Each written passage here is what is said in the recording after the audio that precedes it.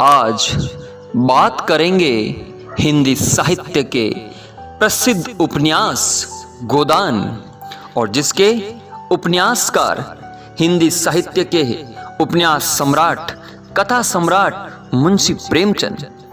उपन्यासकार प्रेमचंद द्वारा वर्ष 1936 में रचा गया उपन्यास गोदान हिंदी साहित्य की महत्वपूर्ण उपलब्धि है। प्रेमचंद ने अपने उपन्यास में घटना के स्थान पर चरित्र को उभारने का अधिक प्रयास किया। गोदान के पात्रों के बारे में बात करें तो जो मुख्य पात्र है वो है होरी। कहते हैं होरी उपन्यास का पुरुष पात्र है जो गांव के जमींदार तथा महाजन के शोषण से परेशान है। वह चाहकर भी उसका कोई विरोध नहीं कर पाता। नाम आता है धनिया जो होरी की पत्नी तथा उपन्यास की नायिका है। यह उपन्यास में अपने अस्तित्व के प्रति सजग नहीं है। अन्य पात्र हैं जिनके नाम हैं गोबर जो होरी और धनिया का बेटा। नाम आता है जुनिया जो गोबर की पत्नी, महाजन, साहूकार, जमींदार, अफसर तथा पटवारी कथा के विकास में महत्वपूर्ण भूमिका निभाते हैं। चलते हैं गोदान उपन्यास की समीक्षा की ओर। तो मुंशी प्रेमचंद का मूल नाम लाला धनपत राय था। मुंशी प्रेमचंद द्वारा रचित गोदान उपन्यास होरी तथा धनिया नामक एक कृषक दंपति के जीवन के इर्द गिर्द घूमता है। किसी भी ग्रामीण की भांति ही होरी की भी यह हार्दिक अभिलाषा है कि उसके पास भी एक पालतू गाय हो जिसकी वह सेवा करे। वस्तुतः इस उपन्यास के केंद्र में गाय की लालसा है। इस दिशा में होरी द्वारा प्रारंभ किए गए प्रयासों से आरंभ होकर यह कहानी अनेक सामाजिक कुरीतियों पर कुठाराघात करती हुई आगे बढ़ती है। गोदान जमींदार और स्थानीय साहूकारों के हाथों गरीब किसानों का शोषण और उनके अत्याचार की सजीव व्याख्या है। वास्तव में गोदान ग्रामीण जीवन का महाकाव्य है।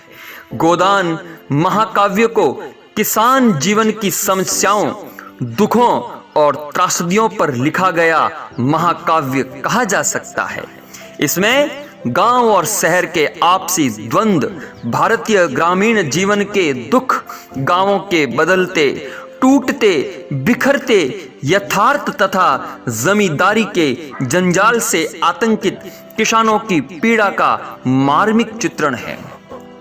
यह उपन्यास होरी के नायकत्व के चारों ओर बुना गया है।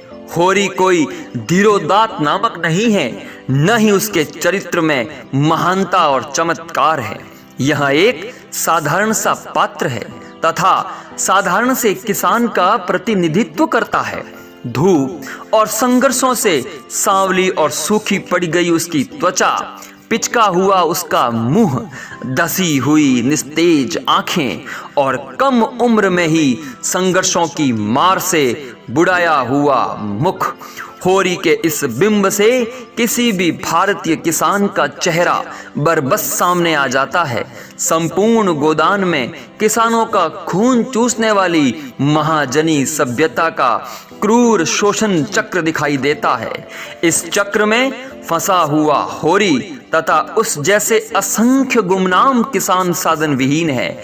व्यवस्था के शोषण के शिकार ये किसान अपमान और पीड़ा से भरी जिंदगी को मर मर कर जीते हैं। शोषण और संत्रांश को चुपचाप सहते हैं और इस लंबी परंपरा को होरी न तो उलटता है और न ही पलटता है, केवल बर्दाश्त करता है। उसका यह मानना है कि जिन तलवों के नीचे, बहुत इंपॉर्टेंट पंक्ति है ये ध्यान रखें, कि जिन तलवों के नीचे गर्दन दबी हो उनको सहलाने में ही कुशलता है।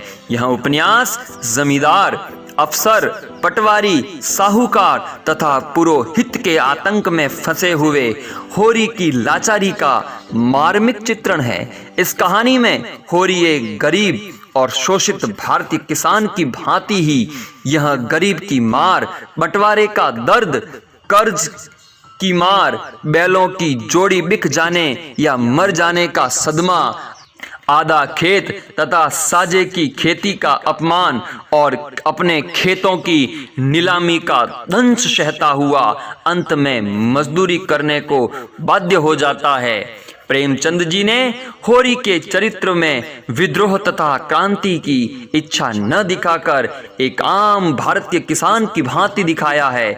यह लेखक का यथार्थवादी नजरिया है, जिसके चलते होरी को महान क्रांतिकारी नायक न दिखाकर या शोषण करने वाले का हृदय परिवर्तन न दिखाकर कथा को दुखांत रूप दिया गया। इस शिल्प को अपनाकर लेखक ने पाठक पर गहरा प्रभाव छोड़ने का प्रयास किया और कथा को यथार्थ के निकटतम बनाए रखा। अगर अंत में बात की जाए तो गोदान अंततः दो सभ्यताओं का संघर्ष है। एक और किसानी सभ्यता है जिसका प्रतिनिधित्व होरी करता है, जबकि दूसरी ओर महाजनी सभ्यता, सामंती सभ्यता। इस महाजनी सभ्यता के इस बदलाव में आखिरकार होरी पराजित होता है। मुंशी प्रेमचंद जी ने परतंत्र भारत में जिन समस्याओं को उठाया था, वे स्वतंत्र भारत में भी जस की तस मौजूद है। इतिहास वर्तमान से ज्यों का त्यों चिपका हुआ है। सवाल यह उठता है कि 21वीं सदी में भी होरी ही क्यों आत्महत्या करने को मजबूर हो जाता है, पूंजीपति क्यों नहीं। इसी के साथ मैं राहुल भार्गव, जय हिंद, जय भारत।